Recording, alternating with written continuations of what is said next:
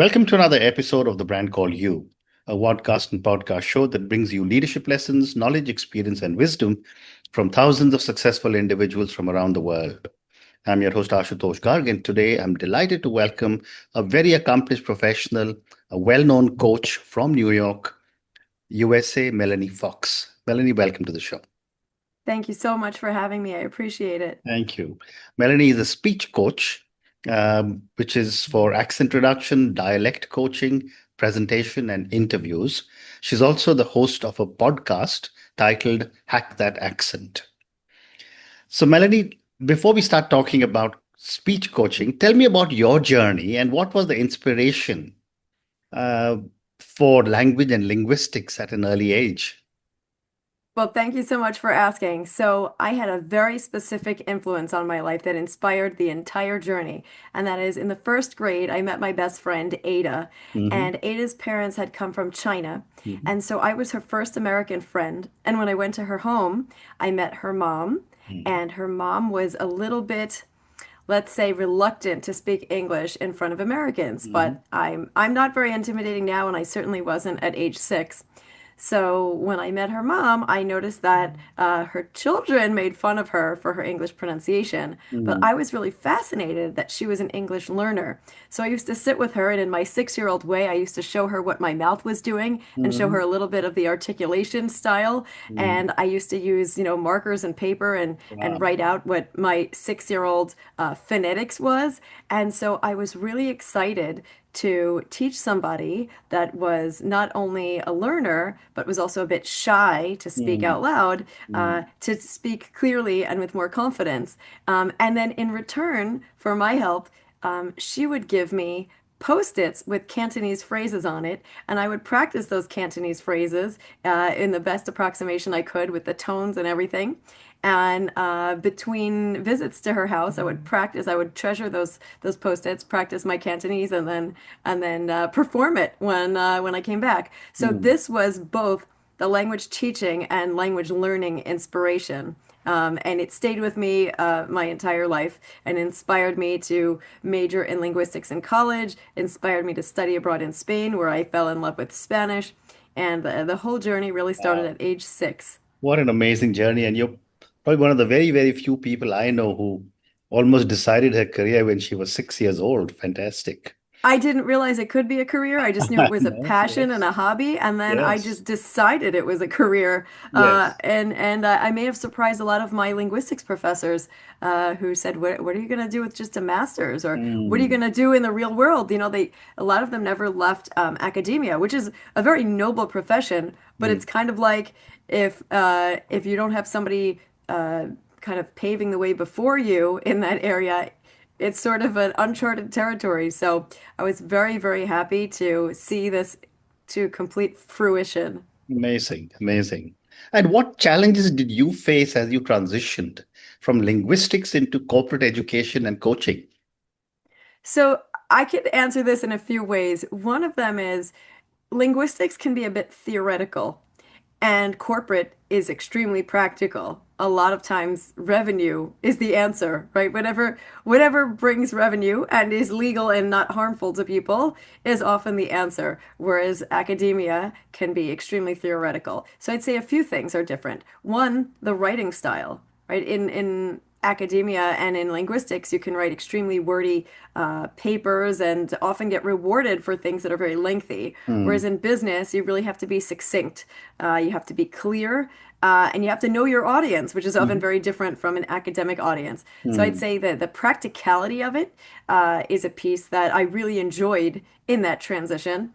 Another part of the transition between, say, linguistics and corporate education is who your I mentioned it in my last answer, who your target audience is. mm, So, for example, in the corporate world, the client may have very specific goals that are a bit different than, say, linguistic goals in perfecting the language and perfecting the grammar and getting hitting all the academic points.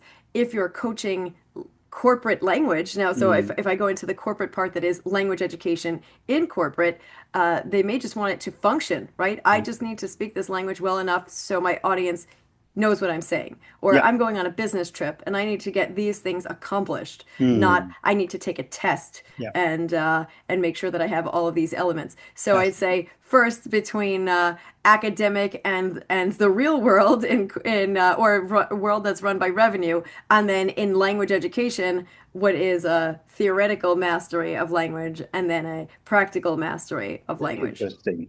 And tell me, Melanie, what are some of the common accent challenges non-native English speakers face in business communication?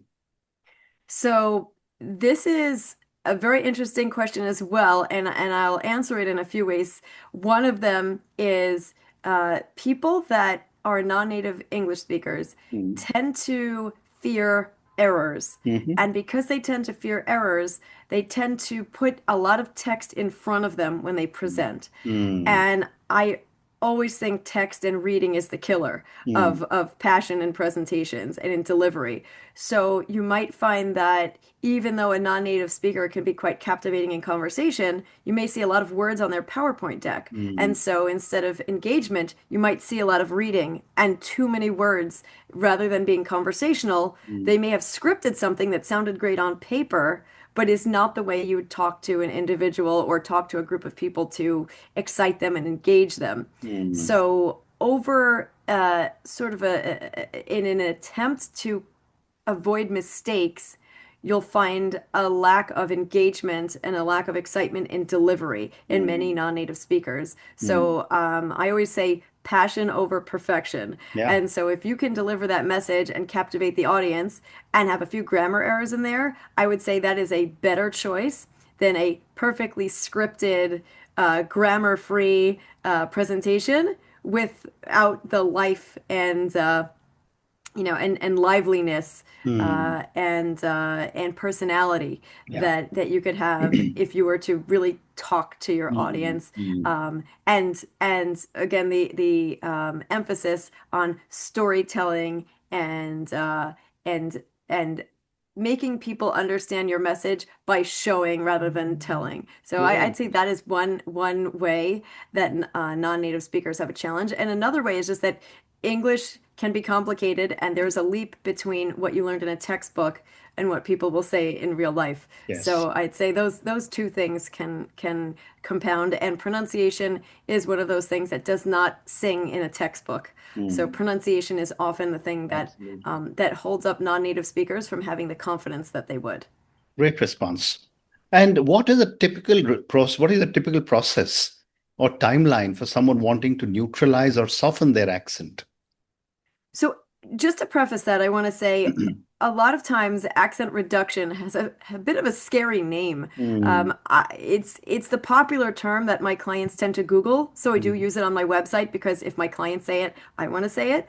Accent modification sounds a little friendlier because you're modifying, not reducing, but I rather call it clear, confident English. But Correct. to get this clear, confident English, I'm going to work backwards. The confidence is the piece that usually holds people back. And Mm. so if you don't sound clear, meaning people will ask you to repeat yourself, or they might listen to what you said and then respond by saying, "Where are you from?" And then Mm. people are like, "What, did you not hear what I said? Is it so distracting to hear my accent that you didn't hear my message?" Mm. Or someone just feels like they're not connecting with their audience. If you don't sound clear, then often the result is you don't feel confident. And if you don't feel confident, you're often not so authentic. So my Mm. goal in the accent reduction is to make sure that I help people empower themselves to feel like they're sounding clear. Once Mhm. they do that, they feel confident. And then after that, they tend to sort of let the guardrails off and become their authentic selves as they speak. So, in order to do that, I do an assessment first. And often, in a non native speaker, I will find about 30 items that I want Mhm. to coach, that I want to touch on. It's not the same 30 always, but there's usually more than 10 consonants that I start with, then more than 10 vowels, and then some nuances, including syllable stress, intonation, even word choice and grammar can fall into the bucket. Mm. Mm. So if I say there are about 30 different lessons I want to hit to cover sort of the skeleton of accent in English, then I'd say an hour over 30 different weeks. Mm. So a very robust program could be an assessment and 1 hour over 30 weeks. That doesn't mean they have to do all 30 all the time. It doesn't mean they can't keep going. They certainly don't have to stop there. But to Hmm. cover a lot of ground, I'd say that is a good common cadence for my clients. Hmm. Wow. What an amazing amount of support you give to so many people. Well, thank Moving you. on, It comes straight out of my heart and soul. I I agree. always tell people if I won the lottery, I would still do this. I just may not work 7 days a week and and include weekends and Yeah. mornings and at nights. But it is a labor of love. So I always copy the WeWork's motto: "Do what you love." I do what I love, and so when people look at my schedule and say, "Are you nuts?" I say, "Maybe," but I'm really enjoying myself. Amazing, amazing. Let's now talk about dialect coaching that you also do. Or you coach actors. How do you help actors master regional or global dialects authentically? I mean, this is almost like the reverse of speech coaching, where you're asking them to adjust to a different kind of dialect. Yeah, they have the same general goal in mind, right? Mm, You currently speak accent X and you want to speak accent Y. mm, In accent reduction, accent X is often a non-native accent or a regional accent, meaning not the standard accent of where usually that person's audience is from. mm, Um, and so they're going from non-neutral to neutral. And in dialect coaching, that's what actors tend to call it. They're often going from a neutral accent to a regional accent, either mm, from, either they're a speaker of what would be referred to as standard American English or general American English, and now mm, they've chosen a regional accent somewhere in the US or somewhere around the world that they want to master. mm, So, one factor that is different is which is the accent they want to master. And mm. by the way, an accent is no accent is better than another accent, Correct. right? So, for example, if I have a client who is a speaker of Indian English and they want to learn standard or general American English, I usually will just reiterate neither accent is better. Okay. American English is not inherently better than any other Yeah. accent. It's just different. So the challenges that are more unique, I guess, to dialect coaching is they may not be surrounded by that accent. Mm, Whereas when they're doing accent reduction, usually they're in the country where they're like, I want to speak like the people around me. So in dialect coaching, a challenge might be they don't get to hear that accent that much, so they're not immersed. Um, uh, Although one difference that is an advantage is actors usually have a script, mm, so they're not improvising infinite amount of utterances and phrases during the day. They know I need to say these words, maybe a mm, couple of ad libs, but they have the words. So they don't have the exposure and immersion, but they do have exactly the script of what they're going to say. mm. And so what I do is I help my clients by giving them as many ways to be exposed to the native dialect. If there are YouTube videos they can watch, real speakers. I don't like to imitate.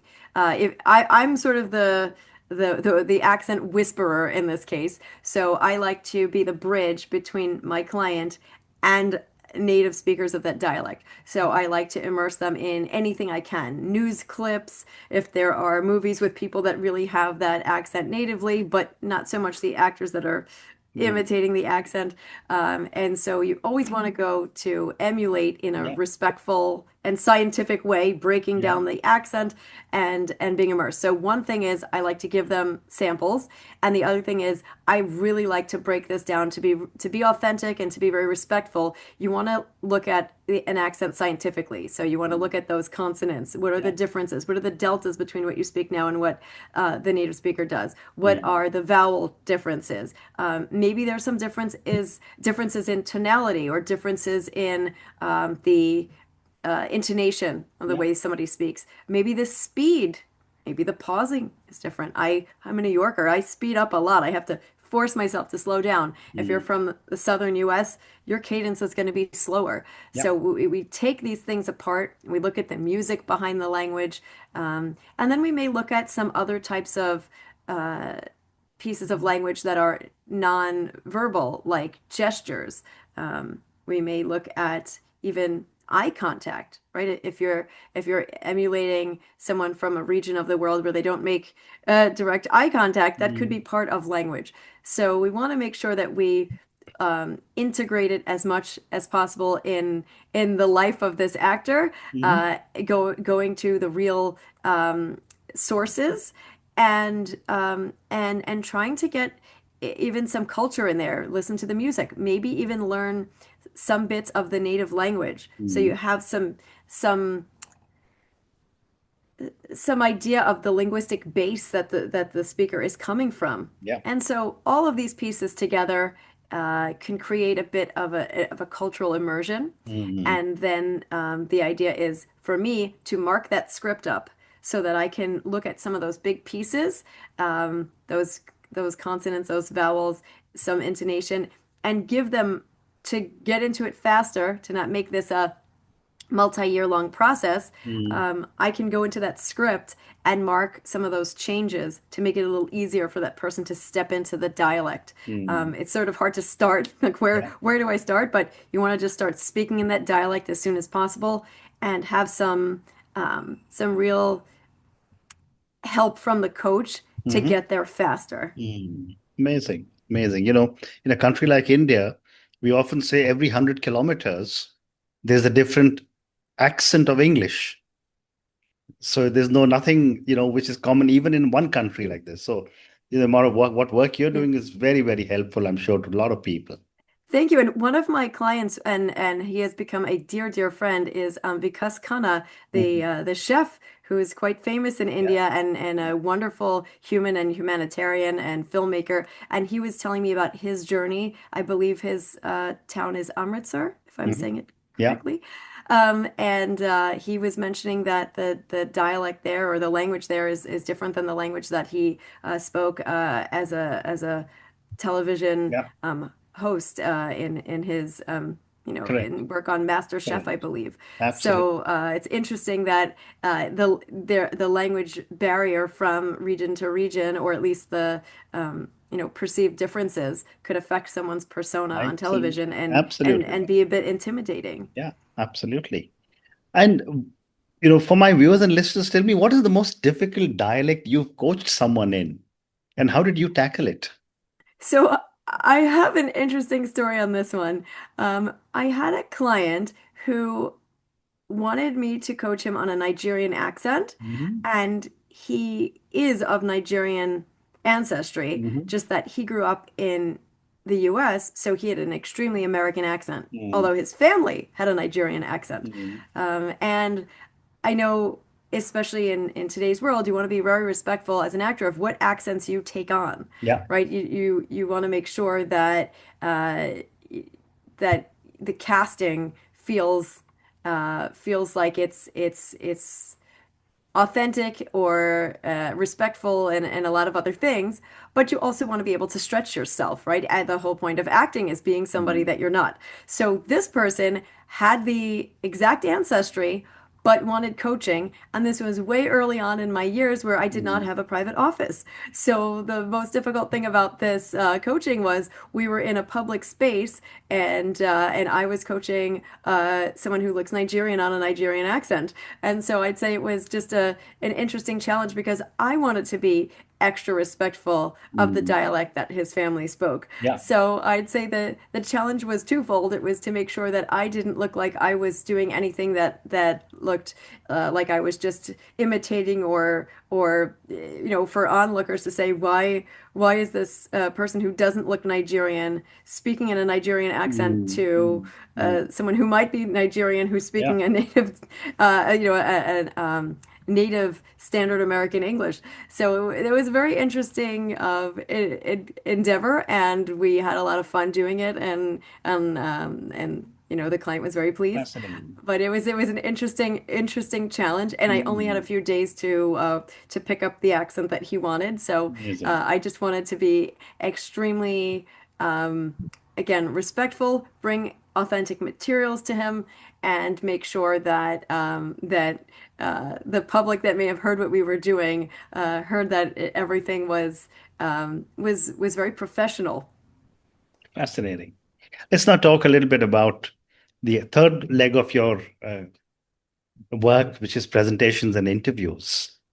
And my first question in this section is, what are some of the biggest mistakes executives or professionals make while speaking in public? Prior, I mentioned reading, right? So if you've got a PowerPoint deck and you put too much content on there, the Yeah. first thing people will do when they see a lot of text is they will likely read ahead and then tune you out. And while they've beaten you in speed because they could read faster than you can speak, the audience will often take out their phones and start doing other Yeah. things.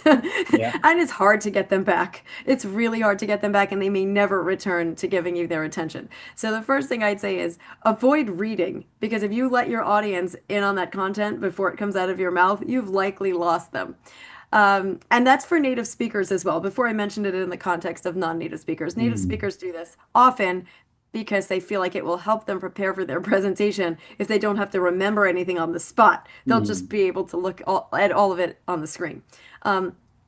So presentations, and a lot of times people say stories sell, stories sell. Yes, but instead of just repeating a phrase that I believe is overused, I'd say your personality, your passion, it has to come out, Mm. right? As I said before, passion over perfection. So if you're not bringing yourself to the presentation, that is mistake number one. And I have a talk that I call the Combat the AI Effect. And AI in that case is not artificial intelligence, it's actually American Idol. So I Okay. have this story that I tell about an American Idol contestant who is extremely talented, but is so nervous prior to their song that their exclamation to Ryan Seacrest, the host, is, "I hope I don't make any mistakes." Mm. And so if you go out to a presentation worried about your mistakes, you're likely not going to produce that masterpiece or that engaging event that you would if you were out there thinking, "Hey, I hope I bring value to my audience." Mm. So I like to sort of help people change the paradigm in their mind. Instead of thinking about the mistakes, think about the value that you're bringing. And so in the American Idol effect, I tell the story about the person who's so worried that they get out there, they don't make any mistakes, but the Mm. audience is left cold and the judges are left shrugging and saying, I guess that was technically okay, but I didn't feel anything. And then the Mm. audience doesn't vote for you. And then that contestant winds up being in the bottom two, going home, seeing the montage, getting all emotional. And then as they cry through the tears and sing the song they just lost to, all of a sudden they've got nothing to lose, and it all comes out miraculously. Wow. And the judges will say, "Well, why didn't you do that?" Or Simon Cowell would say, "Well, why didn't you sing like that when it really Mm. mattered?" And the contestant won't know why. And the reason is they were so fixated on avoiding mistakes that Mm. they forgot, they took their eye off the prize Yeah. to win over the audience, add Mm. value, make an impact. So I like to say to my clients, or people that when I do public speaking, I will say, "I'm sure I made a lot of mistakes today. I'm sure that I restarted a sentence. I'm sure that I changed my mind mid-sentence and made a grammar error. But I hope that I inspired you to just get out there and give your message, knowing that if you focus on what you can give to the audience and engaging Mm. the audience and lifting people's spirits and adding value and sharing valuable content and sharing your perspective that only you can, Mhm. if you focus on that and forget about the mistakes, that hopefully you will be yourself. You'll come across to share your unique perspective, and that perspective can be a gift and can change the lives of folks that are Awesome. listening. So if Awesome. anybody's listening to this and they fear presentations, I hope you remember to combat the AI effect and pretend you just lost American Idol, Yeah. and now all you have to do is get out there and win some Perform. fans. Absolutely. Great response. I have time for one more question for you, Melanie. How do you tailor your coaching for media interviews versus boardroom presentations? They're completely different. They are completely different, but at the end of the day, the goal is know your audience Mm. and make an impact on that audience. So similar idea in the approach, but the audience is likely different. Mm. So in a boardroom, you're likely needing to deliver a lot of data, facts, Yeah. projections. Your audience is likely, if they're investors, for example, they may care a little bit less about your opinions, and they may care more about your data. Mm. In in a media interview, you likely have a lot of people that want you need to get them to care. Your Mm. investors already care. Yeah. But in the media, you really want to get people to borrow from BNI, to know, like, and trust you pretty quickly. And Mm. maybe they know you, but you still have to earn their like, Mm. and you certainly want them Yeah. to become followers and raving fans. Correct. So Correct. the goal of knowing your audience is the same. The goal of bringing yourself and your perspective is the same. But Mm. I'd say the factor of personality and storytelling and energy is just so much more important in the media. And having short sound bites can be Mm. really effective Yeah. for media training. Whereas Mm. again, in the boardroom, everything counts. There's a lot of detail. Mm. You still need to bring the passion and all of the engagement to get people on your side, Mm. but the focus may be more data, and the audience is going to listen to you no matter what. Whereas Mm. in media, people have really short attention Correct. spans, and if you don't grab them quickly, they can Mm. change the channel, swipe, scroll on their screen. So getting people's attention faster, knowing that they don't have to stay with you. Yeah. They don't have to care about what you're saying. So I'd say, although they're parallel, know your audience. This Mm. audience has a short attention span, can physically leave you, Mm. and maybe making up their mind about you from the get-go, where the boardroom, they may already know you. So Mm. getting to the point, being bold quicker is more important in the Mm. media, and making sure that you've got some good sound bites, that if somebody just takes a little bit of your speech, that they have a lot to choose from, and that it's very animated and shows you in any bit that they take. Yeah. Wow.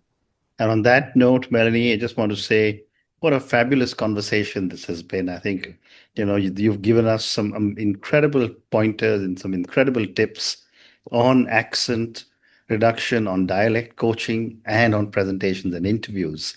I just loved Well, your American Idol effect.